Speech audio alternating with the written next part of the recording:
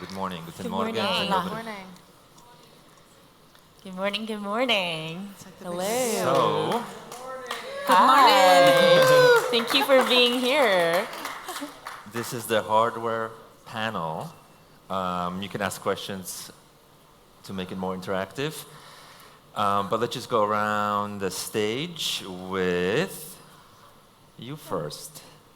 Please. What are we supposed to do? Yeah, sing a song, please tell us recite again. a poem. Please tell us again who you Poem, are. poem. I vote for poem. I'm Pearly from HTC. Very good to see all of you again. I'm Lisa Moss from Magic Leap. Thank you Maria for having me. Pace from Google. And Brian Vogelsang from Qualcomm. And I'm Chris Colla with the VRARA Association. So, I prepared some hard questions. But let's start with the easy ones. So, this is VR and AR hardware. So let's maybe start with the VR hardware. What trends are you seeing? Where are we now? Where do we need to get to for more adoption? Wow, loaded question.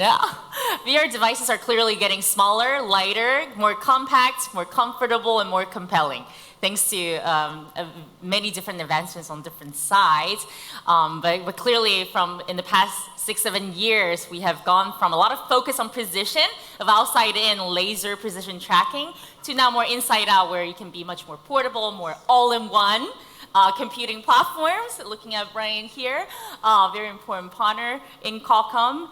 And of course, with all kinds of different optic design advancements, lighter and more compact and more ergonomically designed headsets. So of course, with the content ecosystem fastly evolving and thriving as well, consumers are finding more reasons to engage with VR. First, usually as entertainment to get in the door, but then of course, we hear all great advocates for VR and immersive application in the enterprise, training, productivity, learning space, where people will start to have much more touch points with this amazing life-changing technology. Let's switch to AR with Lisa. Where are we with the AR hardware? Well, I mean, AR really started more so in mobile phones, right? So, really transitioning to head-worn technology makes a lot of sense, from an AR perspective. You are in the real world. I think we're coming at it from both ends. From a Magic Leap perspective, we're kind of starting at the ultimate. So if you want to, pick your, favorite high-end car with all the bells and whistles, and then with the mobile, AR coming from the bottom, there's going to continue to be a spectrum of AR experiences. Magic Leap gets a lot of questions about, when is it going to be, $300? Well, no time soon. But that is from a consumer perspective, I think that is something that is, on everyone's minds. So obviously, as Pearly mentioned, focusing on the enterprise is great for all of us because we learn so much in high intense environments that have a lot of demands. So those sorts of things are going to only help the consumer market at the end of the day. But we're all forever grateful in AR land for Pokemon Go, because that was really the breakthrough moment where we were like, I can really see digital content in my real world space. But I think it's also going to be continued content, continued connection to the real world through a lot of the metaverse and digital twin activities is going to make it more obvious about why it makes sense. And I think it's a spectrum, right? We talk about AR when you're there and VR when you're not, and us being able to connect those platforms, together in things like, the work that Google's doing on their platform, the work that Qualcomm's doing with, Snapdragon Spaces. These are going to be critical, for us to be able to, have a spectrum of experiences, and I think that's going to be the key thing for all of us. So over to Google. What can you share with us? I mean, can you tell us more about the background of Google working with the hardware and what needs to happen to make it more mass consumer or mass enterprise adopted? Great question. Thank you. So I'm not able to disclose on the Google side, but of course I can comment and I can add more on the VR, AR, and also talk about the smart glasses in general. So to add a little bit more, we've seen the areas of defense going back decades ago were the first adopters in the technology, followed also by enterprise. And we saw during the pandemic, I think it really accelerated the need to adopt this technology.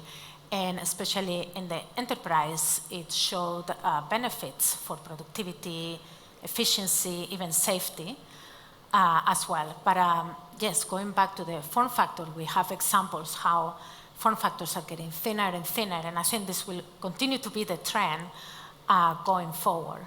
So I will say mixed reality has two pillars, very important. One is comfort in the form of wearable comfort, vision comfort, vestibular comfort, and of course, social comfort.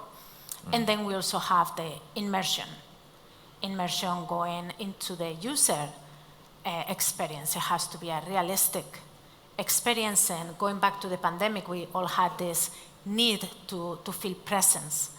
And so all of these are very, very important. So on the hardware side, working on the wearable comfort, going through improving the weight, the size, making it, some people talk about the heat, the thermals, etc. is very important.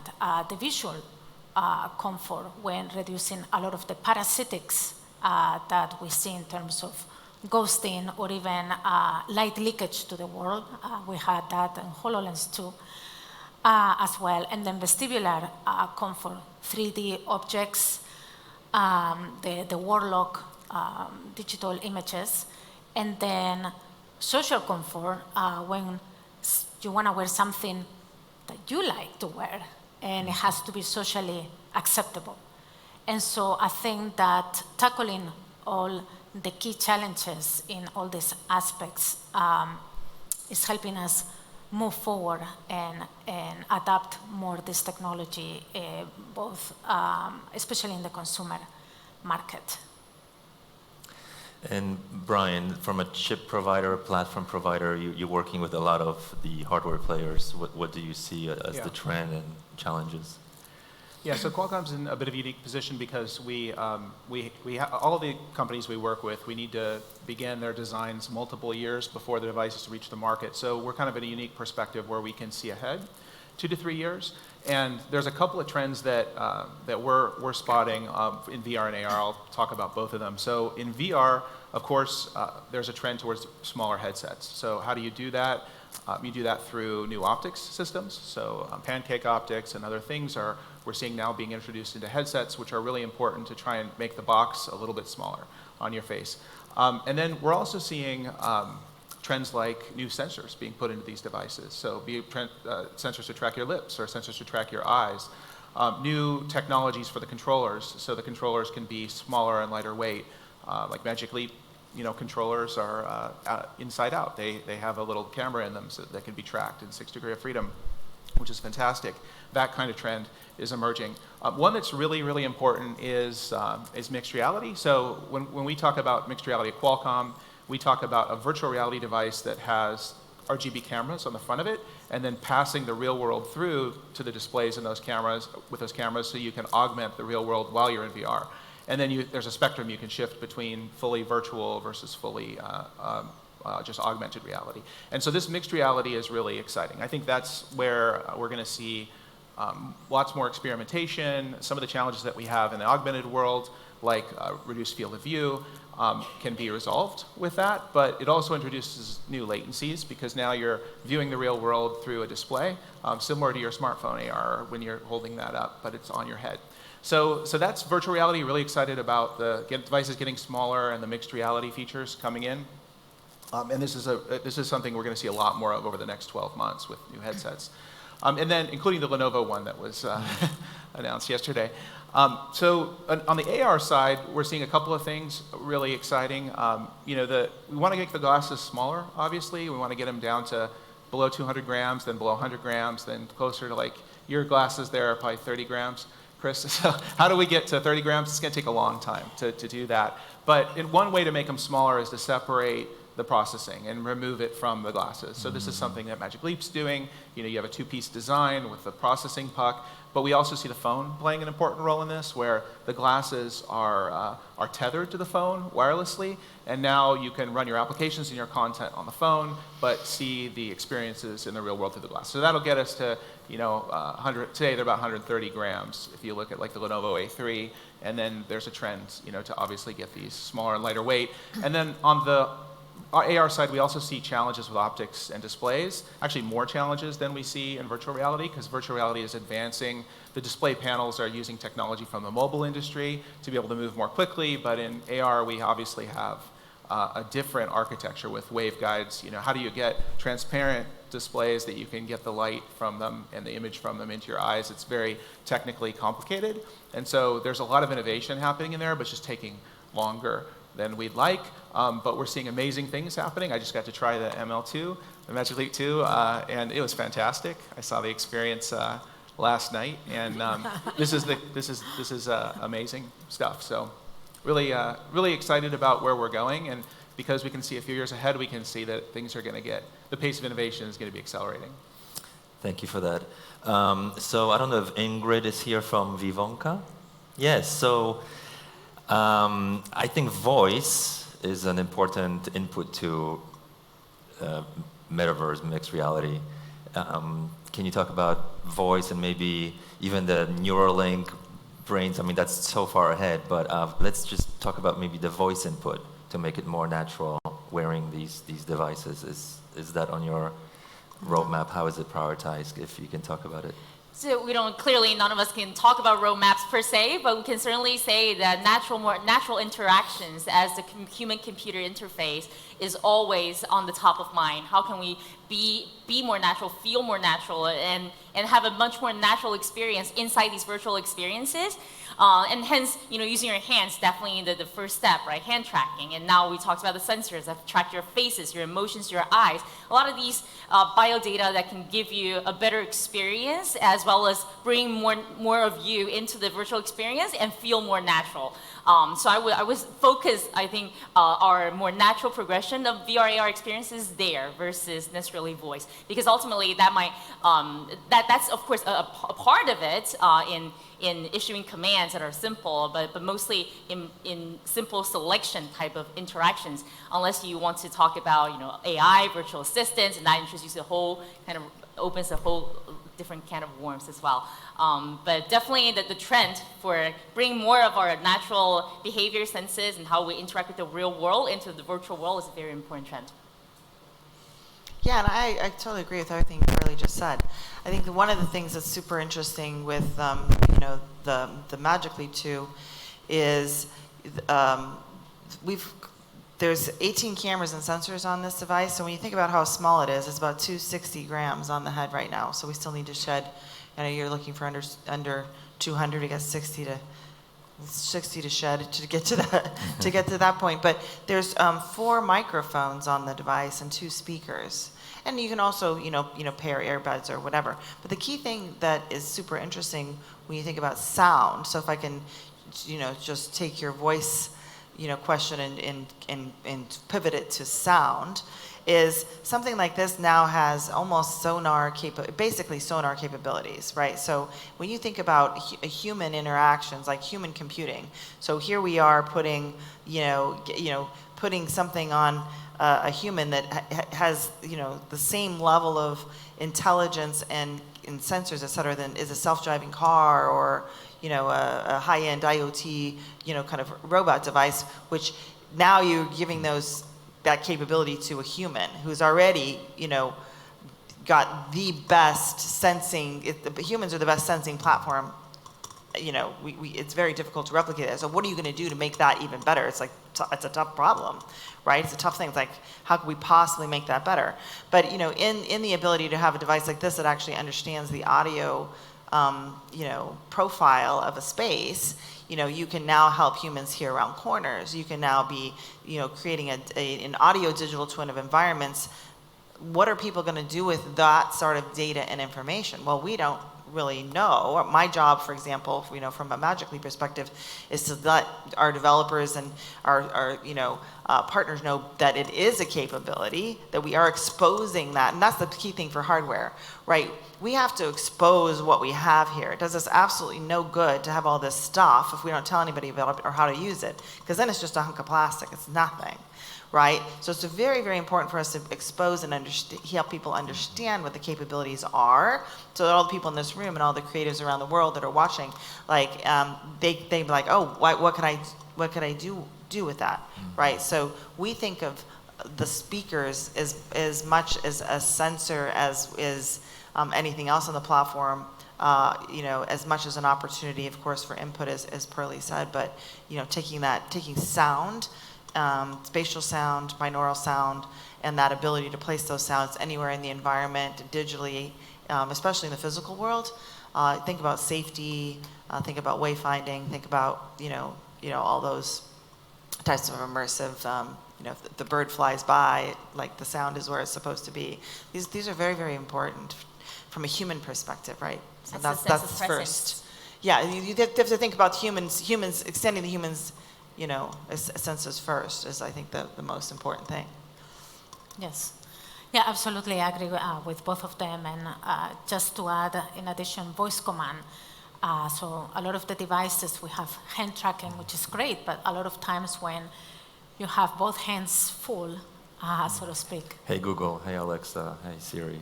We can do, yes, and yeah. I was... And translation. Exactly, yes. And also, for example, on HoloLens 2, I was lucky enough to work with the team designing the sound system.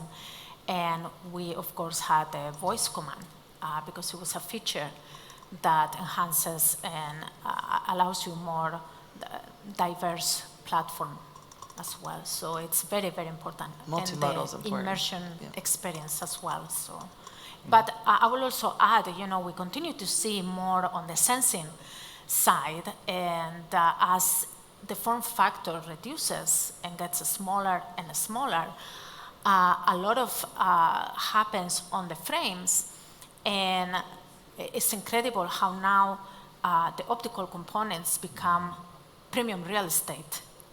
And that is something critical for multifunctionality as well. So various types of multifunctionality, but sound is very important. Yeah, so with some of you may have seen Martin Herdina's presentation on Snapdragon Spaces on yesterday, and one of the trends that we're seeing in working with developers is they want to be able to have access to all input methods, whether it's controller. In the case of like the A3, the Lenovo A3 glasses, which you can see in the demo area, that uses the smartphone as an input method, but voice is a really important one, especially I think natural language voice. But there's also our eyes. Our eyes are a form of input, and then controllers, physical controllers, whether it's the phone or whether it's something like what Magic Leap uses, more of a dedicated hardware device.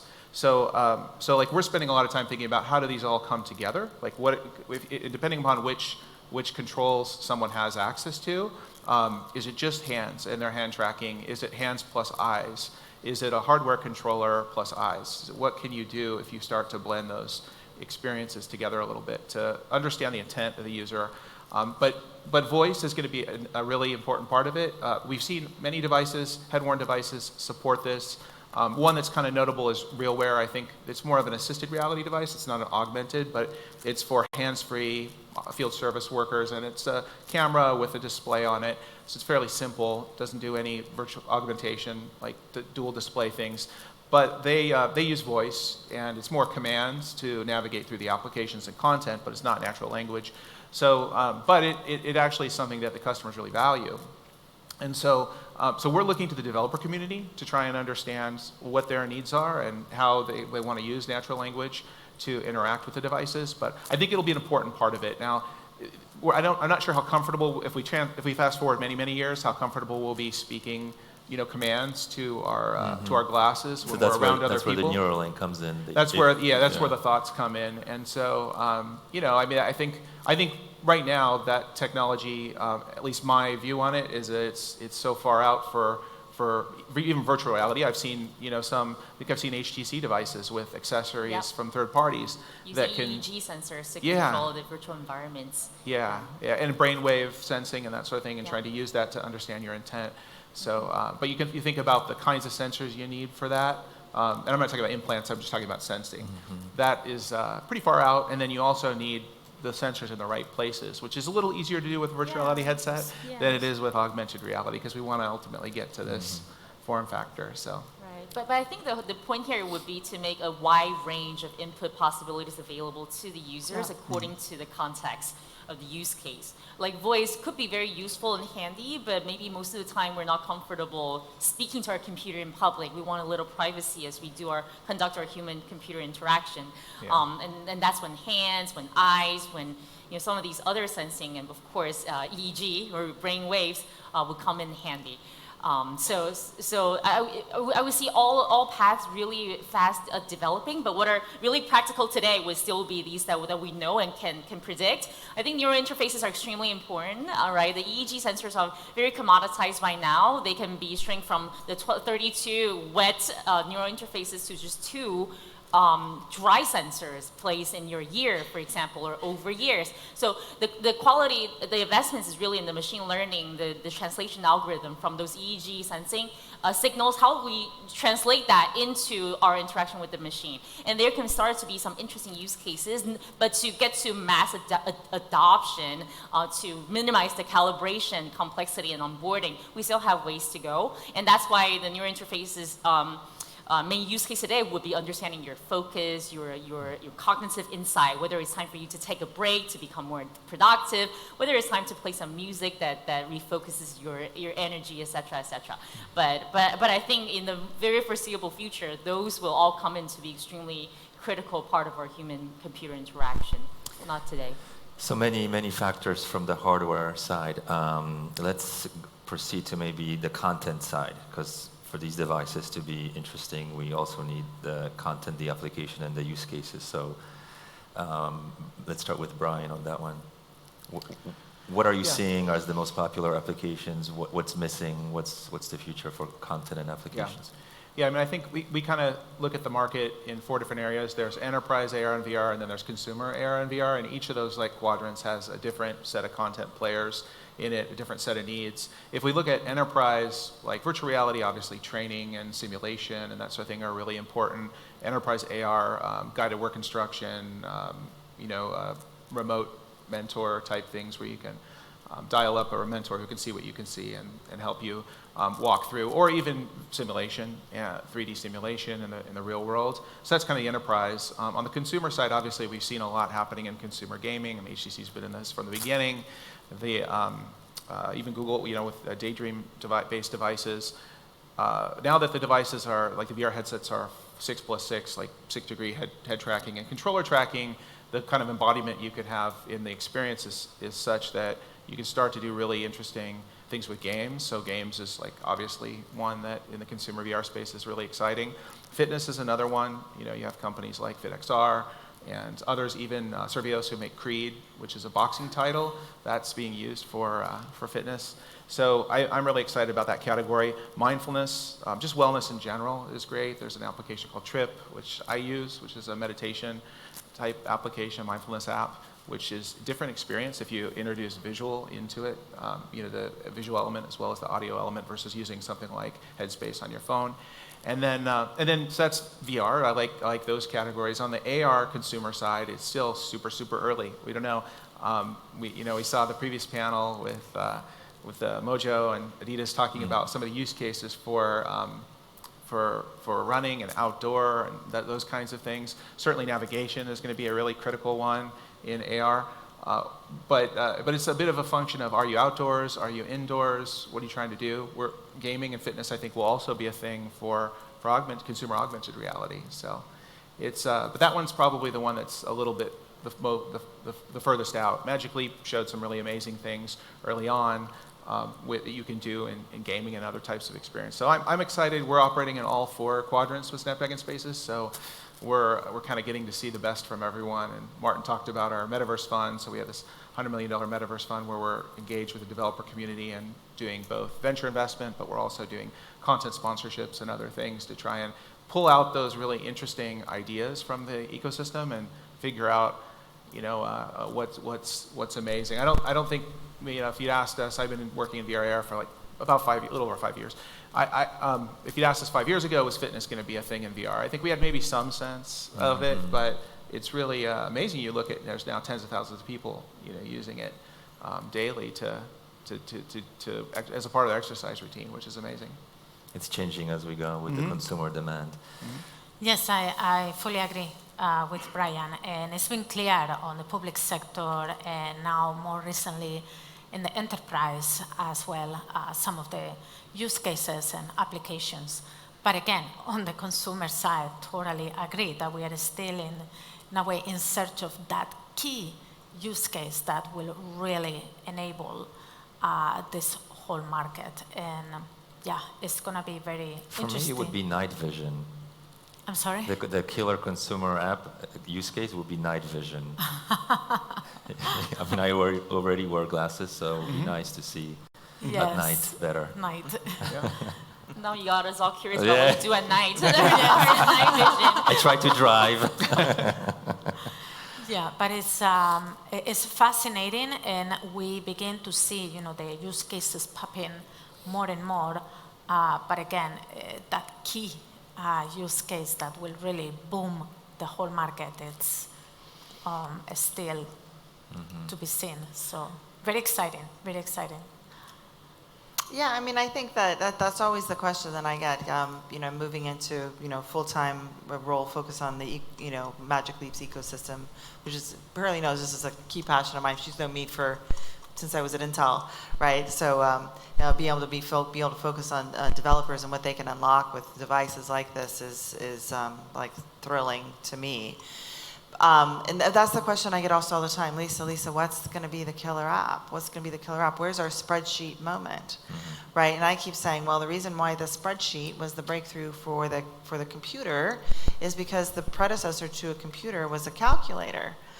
And they look at me, they're like, it's like if you really think about if you look at the transition from calculator to computer to then eventual spreadsheet, that didn't happen as miraculously as everybody, the revisionist history seems to imply. So I think that for the killer app or the content that's really going to continue to pull things through, there's so much to be done with all of us in this room relative to the overall ecosystem, right? So for augmented reality in particular, the big focus on metaverse. Obviously from a virtual reality perspective, people can bridge there very quickly because they already have a paradigm by which they can say, oh, I was gaming, I was fully immersed, now I'm going to go to new worlds. I mean, this just makes sense to them.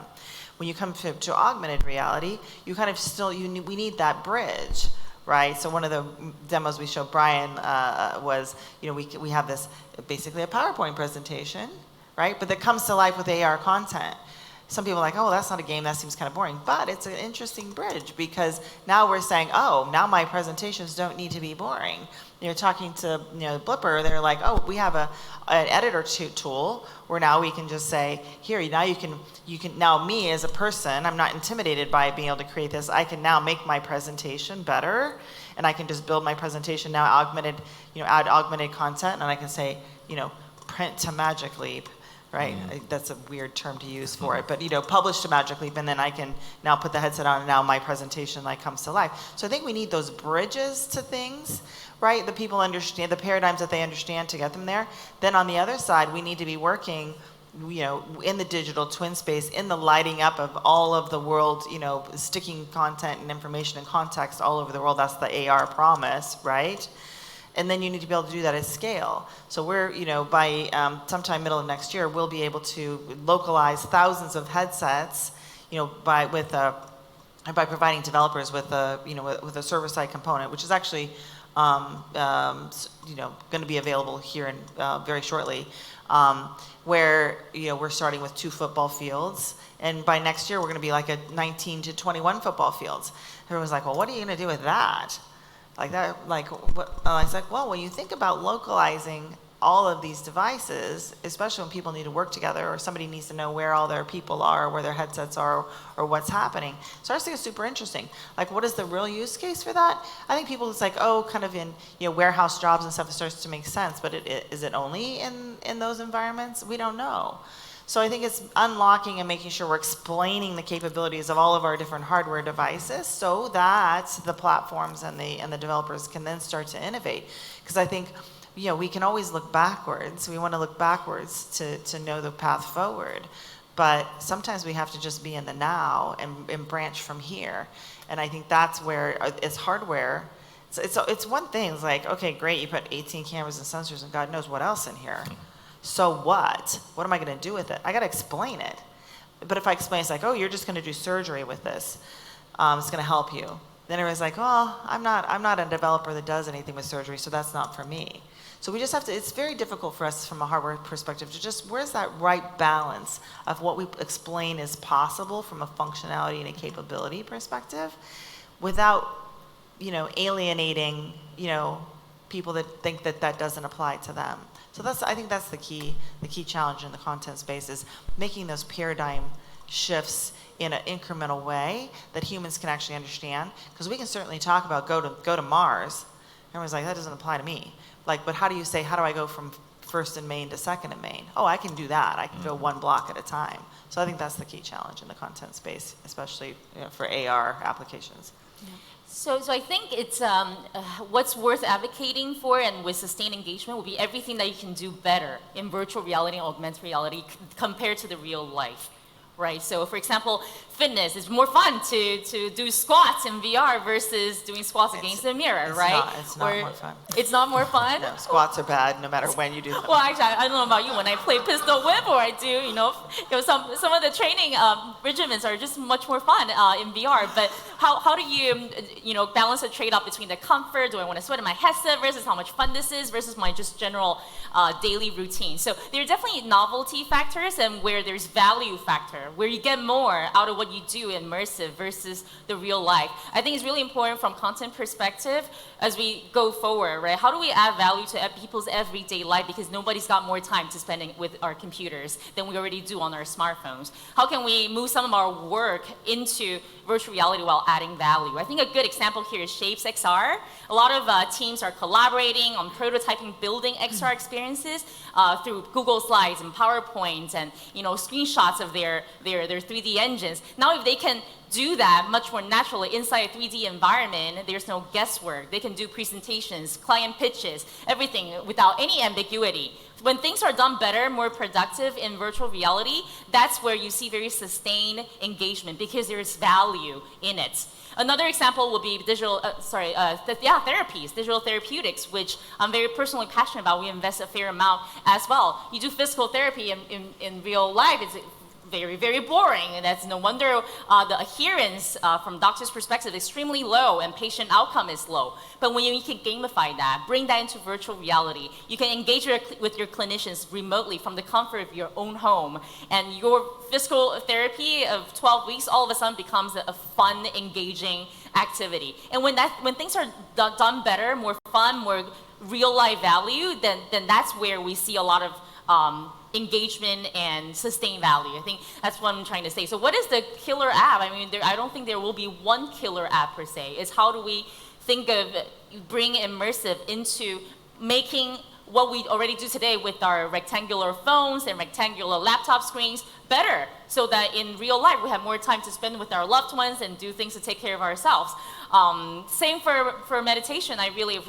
This Trip is one of those companies that we had an opportunity to co-invest in. I really believe in virtual reality and lightweight devices to be a great platform of deeper self-connection.